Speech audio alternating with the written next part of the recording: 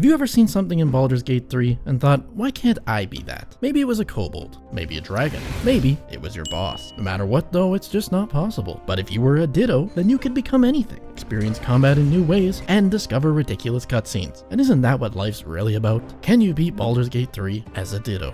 For those of you uneducated in the only 151 Pokemon that matter, this little pig character is Ditto. And if Ditto was a human, this is what it might look like. In the Pokemon games, all Ditto can do is transform into something else, giving it an exact copy of their moveset. For this challenge, I've got the Ring of Identity Theft mod, which lets me do the same thing. Essentially, every time combat begins, I transform into something nearby, and whatever actions appear on my bars are all I can use. Transforming copies their passives, resistances, and legendary actions, but not their health, items, or ability scores. For my Ditto's class, I went with a fighter, mainly to avoid any equipment restrictions, and I tested my transformation prowess on this scalpless young man. Lae'zel appeared less spooked than one might imagine seeing such an abomination, but it's possible she learned about these back in Gate School. Unfortunately for Lae'zel, this is a solo run, so she slipped off the ship. You don't get many choices for who to transform into during these early battles, so as an imp I used their own 1d4 firebolts and butter knife-like claws to slash at my victims. After conquering the easiest enemies this game has to offer, I hovered up the arterial mesh to begin the tutorial Boogaloo Part 2.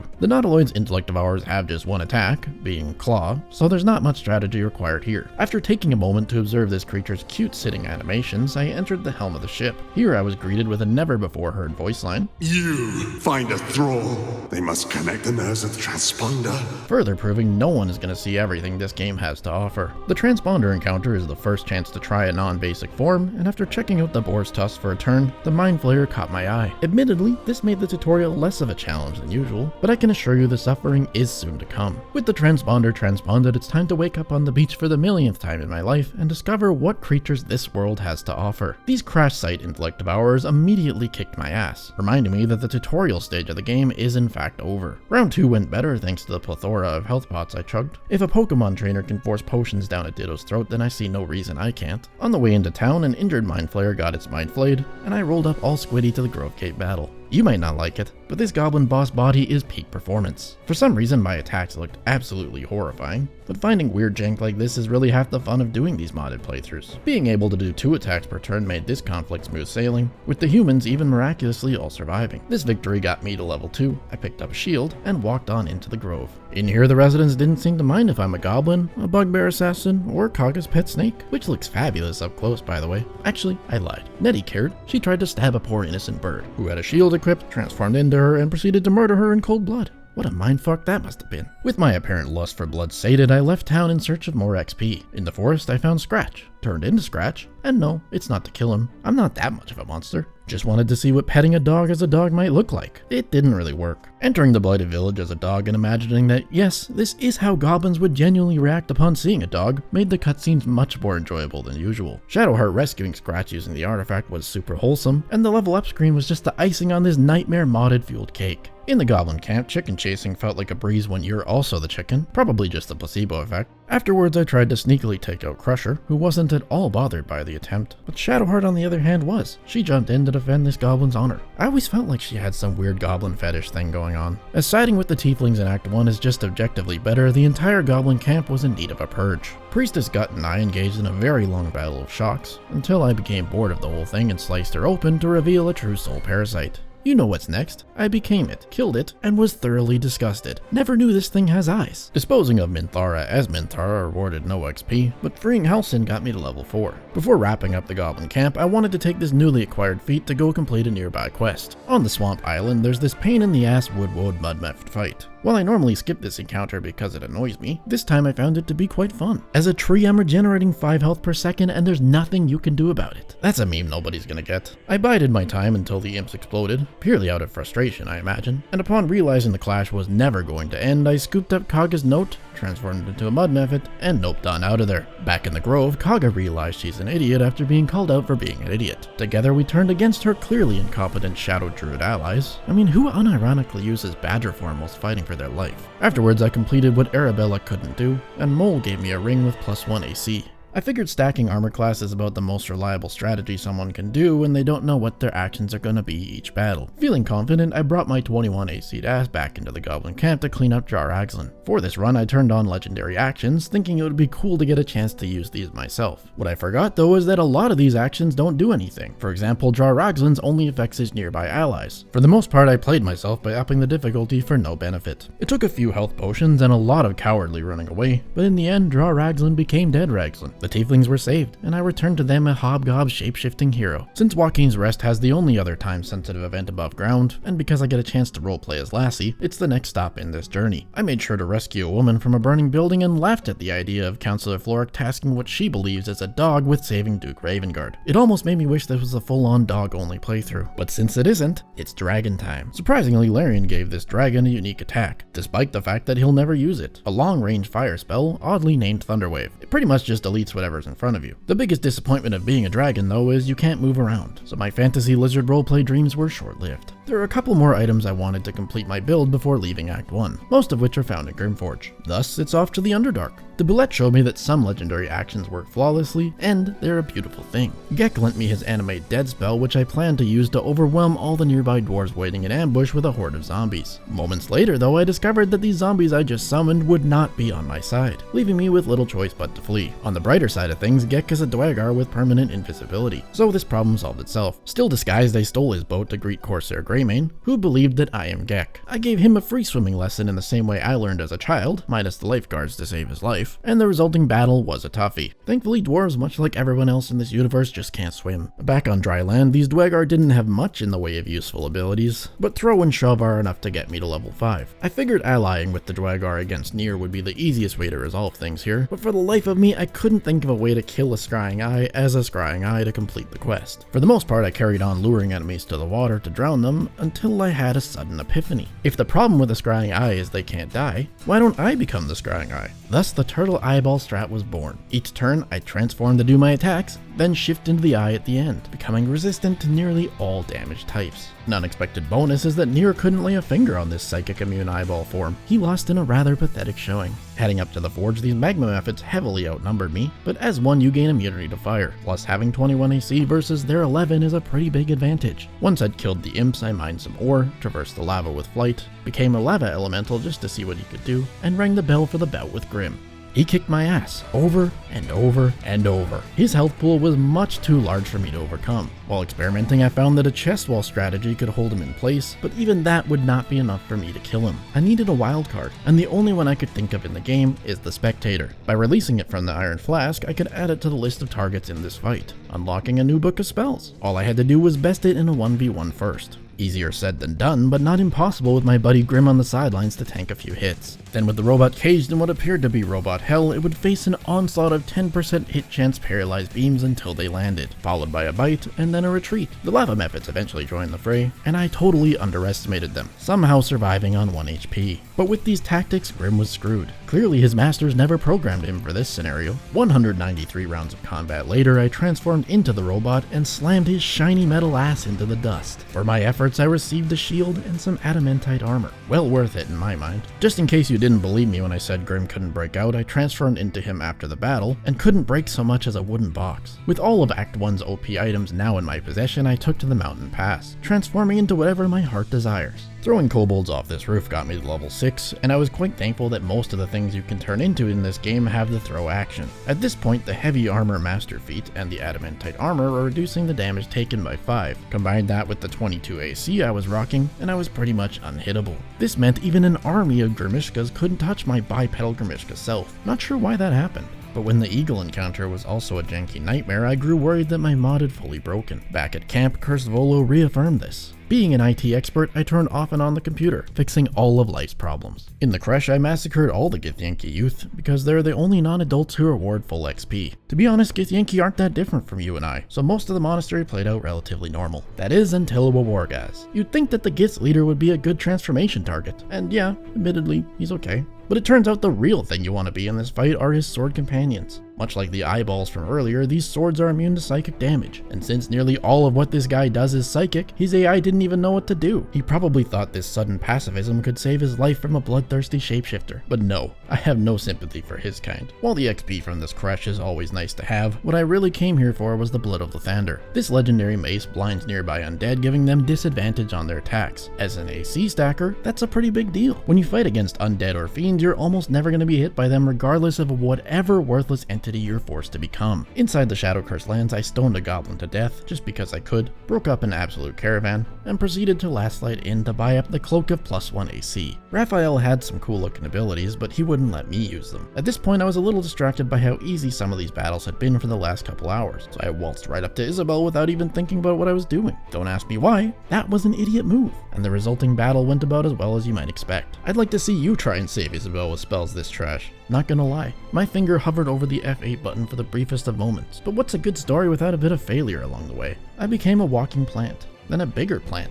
Look at how ridiculous this Needlestorm attack is. Slamming the ground gave just enough area damage that this fight swung into my favor. This was not really how I saw things going down in Last Light In, but it's too late to fix that now. After thoroughly looting the dead, I left town, unexpectedly finding the most overpowered ability thus far. These Shadowhound's Howl action apparently has no cost and no cooldown. With enough time, that's a 100% chance to fear your enemies and skip their turns. As this Smeagol looking thing, I T-posed to greet the Drider, engaged him in a duel, and used his own OP multi-attack combo to bully him to death. The pixies then freed, the Toll House entered, and just when I thought we'd reached the limit for disturbing things, the Toll Keeper's Ditto form reared its creepy pasta head. What a beautiful monstrosity. As whatever the hell this thing is, you can summon an unlimited number of golden weapons to combat her Ghost Skull army. One of the more challenging fights thus far, mainly because I have no patience. When she fell, I carried on into Moonrise Towers, and since I'd massacred everybody else until this point, I figured I'd better stay in character. The most frustrating enemy in here is definitely the Scrying Eyes. The only way I could deal with them was to let them call enemies and hope I get something good from what appeared, or the always reliable technique of running away like a coward. I left a bit of Moonrise alive so I'd have vendor access, then returned to the shadows en route to Balthazar. A few of these creatures generously gave enough XP to help me reach level 8 for the tough feat, as HP is a strat that works for everybody in this game. Malice Thorm's actions seemed cool, but since I had no nurses on my side, half of them didn't do a damn thing. Then again, after I stuffed his nurses' allies' corpses into backpacks, he didn't have any allies either. Sadly, with his death, the fun is gonna have to take a temporary pause. You know what time it is. It's time to head on down into the Gauntlet of Shar. Don't you just love puzzles? Painting puzzle, circle puzzle. The puzzle of how you can possibly kill all these undead who reflect radiant damage just to avoid long resting and losing your Morning Lord Radiance buff. A quick game of Follow the Leader with forced skydiving solved that last one. Now looking ahead to Shar's trials, as far as I know, there isn't a single NPC with the knock spell in the game. This means the Gauntlet of Shar needs to be done legitimately. Every Baldur's Gate 3 veteran's worst nightmare. To make this slightly more bearable, I did it as Scratch, because cute nightmares are dreams, and lying to myself makes me feel better. Just listen to the happy music, and before you know it, it's done already. To reward myself for completing Shar's Hell, I tracked down your boy Yerger. This is one fight I've been looking forward to all day long. Explosions always make people happy. Unlimited bombs and permanent invisibility in the hands of a player makes this character the guy with the most overpowered toolkit in the game. Yerger was down before he even got a turn, with his companion suffering a similar fate. I scooped up his gem, socketed them all, and figured it's better to fight Balthazar out here in an area he can be kited rather than in his own domain. I checked out the Necromancer's form first, but as always, Balthazar is useless. Some of his spells appeared to do nothing at all. One can only target players, and the others can't deal damage to undead. His brother Flesh, on the other hand, though, has a hefty slam attack which more than makes up for Balthi's failures in the damage department. Because the Shadowfell is the point of no return for Act 1, I did what every Pokemon player did as a kid. Go back to the beginner area as a high level and stomp everything so you can tell all your friends you're actually good at the game. Something I should have done earlier apparently, because the Owlbear's Rage ability gave me reduced physical damage taken until long rest. That was pretty much the only buff I found in this entire playthrough that worked that way. Unlike this collection of legendary action buffs you've no doubt noticed on my screen, which all do absolutely nothing. The Spider Queen fight was no problem at all until I accidentally fell into the hole of instant death. This little maneuver cost me 30 minutes of progress. For fun, I also killed the Underdark Spectator and Bernard, who was probably the worst possible boss farm this game has. He can't jump, the aura required to use his attack buffs nearby enemies, and you get stunned every time you use it. He does have a cute little animation when picking up items though, so at least he's got that going for him. When I was done crushing lobies, as withers I entered the Verge of Shadows, jumped my way down, and discovered the Balthazar skeletons are down here waiting for me. Turns out those Balthazar spells I thought were doing nothing earlier had been creating these now. They were auto-attacked to death, and by an unexpected bone man the Night Song was set free. Back in Moonrise there were just enough soldiers left alive for me to have a nice little mini battle. Much like with Yerger earlier, I'd been excited all game long to see what amazing powers the fearsome General Ketheric Thorm is gonna have. Would I be immortal? Could I use necromancy? Perhaps even become Merkel. But upon transformation, the game gave me absolutely nothing. I don't know what technology Larian did to create this guy, but no mods ever work on him. To make matters worse, this rooftop battle is pretty rough. On higher game difficulties, the Night Song sucks. She goes down quicker than the value of my Canadian dollars. Every one of you who subscribes now helps keep maple syrup on my plate another day. The other problem with this fight is there's also way too many enemies to begin with, and Ketheric is constantly creating more of them faster than you can destroy them. This necromancer may not be willing to give me any of his powers, but the Night Song certainly is. Her Moonbeam aura was about the only tool I had to work with, and with it the Moonbeam Shuffle was born. By vibrating back and forth in and out of range of a target, your Moonbeam aura will hit them multiple times during a single turn. Ketheric was served. My victory guaranteed. The reward? A one-way ticket to the Mind Flayer colony. Down here I had a necromance off with Cressa Bone Daughter. That's a fake name if I ever heard one. She has a spell which creates an unlimited number of necromites who sadly won't follow you. They will however get angry if poked. Zevlor was purged for the XP alone,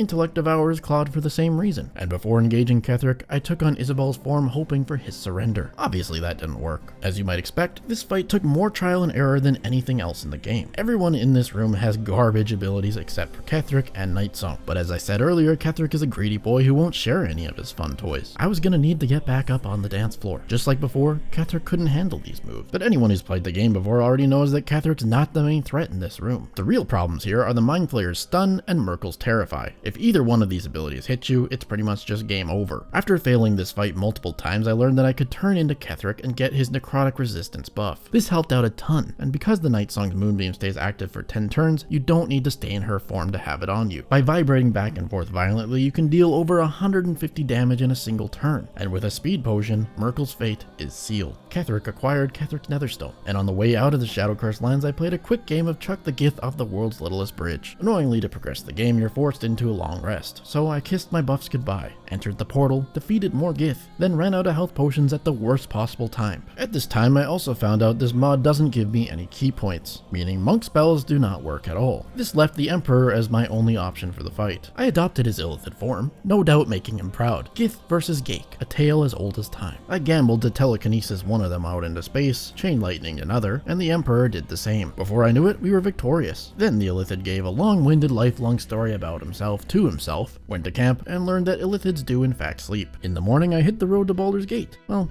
almost. The circus has a lot of crazy critters to transform into, and I was not gonna pass that up. Dancing Akabi isn't real, he can't hurt you. I was a kobold, I was a hand, then a displacer beast up on the big stage. I bit Bitey Buddy with my dinosaur mouth, and that was a hard sentence to say. Much like everywhere else I'd been to thus far, the circus was left in a pile of blood and gore. I'd never seen this Elephant's Trumpet of Sparkles ability before, which says that it does 0 damage to good people and only hurts evil people. As one does, I tested it out on a few nearby citizens, who must have been all evil. Their deaths enraged the guards, and I learned that being a Steel Watcher isn't all it's cracked up to be. Great for jumping though. To make Gortash look like a crazy man, I attended his coronation as a pig. No doubt the citizens observing on the sidelines were confused. A pact was made, and because he has no interesting abilities for me to try while transformed, this pact will be honored. Since most of Act 3 is optional content, I took some time to think of who in the game I would want to be most if this was the real world. After a bit of thought, I settled on Raphael. I swear it has nothing to do with any of the weird sex stuff he's got going on in the Hells. He's just a dapper and creatively gifted dude. Hellsick was gonna need to die for this infiltration to begin. Quests were of course also an option, but sometimes I just like killing. The portal to the Hells was carefully crafted without reading any of the instructions. Hope had a very appropriate voice line I forgot existed. Harlip tried to romance a cat, proving he probably does belong in hell, and not sure what exactly caused it, but mid-battle he totally bugged out. Maybe it was the embarrassment of the entire situation, or just some weird kink of his, but he chose to stand there taking abuse. From there I robbed Raphael of any valuables he had, and was saved by this door to overcome these hell spheres. While trying to help Hope, I nearly had a heart attack when the fly appeared to fail, defeated these spectators, and freed Hope for the first time in almost 2,000 hours played. I wanted to guarantee her survival by trapping her behind a couch. Apparently you can't do that though. She chose to teleport into the room regardless regardless of her low odds of survival, and probably inspired by her bravery, Yerger took our side during the confrontation. Yet again, I found myself contemplating what form to take during battle. Originally, Raphael was the main goal here. He has a load of abilities that are all pretty solid, but there is one major flaw with all of his spells, that being that they're all fire damage. Because he's a devil, he's immune to fire damage. Yerger, on the other hand, has bombs paired with invisibility, two overpowered things that every Baldur's Gate 3 player is well aware of. I was a fool to think I'd pick anyone but Yerger going into this one. Together, the Orthon and I bullied his former master, turn after turn, until for no reason at all, the real Yerger chose to sacrifice himself like this is some crappy love story. Nonetheless, he would be avenged. His toolkit was enough to guarantee victory over Raphael, granting me the Helldusk armor for my 26 point of armor class. Don't remember why I turned into a zombie to break down this door, but I did, putting me on the murder mystery questline. At a wine party, I graced a gathering of doppelgangers with my presence, and then wondered how they can tell which one of these enemies is me. Their bodies led me to Figaro's shop where the murderer died for his sins. No one kills innocents in this city but me. The note on his corpse unlocked the murder tribunal, and on the way there I thought a steel watcher showing up to face judgment was a funny idea. Totally forgot about these Death Knight bouncers waiting at the door though. They attacked me, I took their form to defeat them, then I spent precious time going back outside to find another steel watcher just to make this dumb joke. Sarevok was not amused, nor are any of you I imagine, by a robot murderer trying to join his ranks. As usual, I turned into the boss, realized Sarevok's abilities are all dumpster tier like every other boss this game has apparently, and instead I took on a spectral companion's body. These ghosts take almost no damage and have the ability to fly, something old man Sarevok really struggled to keep up with. He died, Valyria was freed, and just like that it's off to find the Temple of Baal. In the sewers I stumbled upon the most Ditto-like creature the game has to offer. It moves very slowly, and for some reason I took it all the way to Orin's temple, glooping up to her not-so-secret door. Here I finally got to meet the D&D universe's canon Ditto character. Before beginning this video, it was almost titled Can You Beat Baldur's Gate 3 as Orin, but I didn't want to be forced into the role of a violent murder hobo who kills everyone. With hindsight, that's kind of what I did anyways. Oh well, fighting against Orin is weird. The Boon of Baal has a legendary action which instantly kills someone who hasn't landed a killing blow each turn. Her allies are all sanctuaried, and the only one I can actually target is Orin herself, who, thanks to the unstoppable condition, takes a maximum of 1 damage per source from each swing. This means if the Boon of Baal ever gets a turn, you're dead, and it's game over. On the bright side of things, taking Orin's identity grants you her human abilities rather than the Slayer form ones. These include a bonus action invisibility spell, additional attacks each turn, and a second bonus action to spend, all of which work together to form this perfect combo where you can attack her, go invisible, then outrange her invisibility detection. As long as you engage her quickly enough, she'll never get the chance to heal up, and the boon never gets a turn. It's certainly not a quick process, but with patience she's killed with relative ease. Her netherstone obtained, and it's off to deliver the good news to Gortash, as a pig, because that's how this whole pack started. En route, I found another sitting animation made by a dev who probably thought this would never see the light of day, and Gortash instructed a pig to meet him at the Morphic pool. I did try to go there as a pig, but the game crashed every time I took the boat. A pig piloting a boat? That's ridiculous. A dog though, sure. Why not? Dogs can do anything. Gortash looks like a dog guy anyways. What a natural pair this is. For once the Emperor didn't pull me into the astral plane. Probably a bug, because it randomly just popped us into there and skipped the whole cutscene. He blamed Fido for failing to save the world, then angrily stormed off to join the Elder Brain rather than put up with my shit any longer. This leaves Orpheus as the last resort. Being a Gith, Orpheus has probably never seen a dog in his life. He spoke completely naturally with it, asking it to become a mind flayer. I did do it very briefly, but my mod has the power to revert myself back into a human afterwards. Lore-wise, this means we're completely screwed. Only a mind flayer is capable of opening the portal with the netherstones. But then again, the lore was fucked a long time ago in this story. Releasing Orpheus got me to level 12 for the resilient intelligence feat. We returned to the upper city, gave a speech, entered the sewers, exited the sewers, and began the gauntlet. Turning into the Nautiloid kind of worked. You can't actually see the Nautiloid, but you're given full immunity to every damage type, turning the gauntlet from hell in a cell to a leisurely walk in the park. I then spent way too long theory crafting and seeing what items Orpheus can equip, before ascending the brain as twins, jumping through this battlefield to get to the second phase as quickly as possible. Could have probably done it in one turn if not for this random tentacle block. Orpheus had buffed us both with Sanctuary to prevent anything from targeting us, so I took on the body of a red dragon to open up the portal. Disappointingly, the cutscenes still showed a mind flayer doing it, and once inside, like I mentioned earlier, dragons can't move, so you need to cast Fly to get around. Not only is that annoying, but their version of Fly is strictly worse than other versions of Fly in the game, as it costs a bonus action. The first turn of this 5-turn limited battle is entirely wasted on moving closer to the brain and setting up a globe of invulnerability via Orpheus. The second turn though, we got to lay the smackdown with a massive multi-attack slam fireball combo, and because the brain has its legendary action, it goes immune to all damage on the third turn. Though I was very curious to transform into the brain, there was no sense in throwing. Curiosity could kill the run. Another Dragon Claw brought the brain to low HP, and a fireball would secure the W. The world was saved, the brain destroyed, and I beat Baldur's Gate 3 as a Ditto. No party scenes though, because the game kept crashing from this point forward. If you enjoyed this video, consider leaving a like to help out the channel. And why not check out this video of another Baldur's Gate 3 challenge run. As always, I want to thank you for watching to the end, and give a special thanks to my channel members for their additional support. Until next time, Proxy out.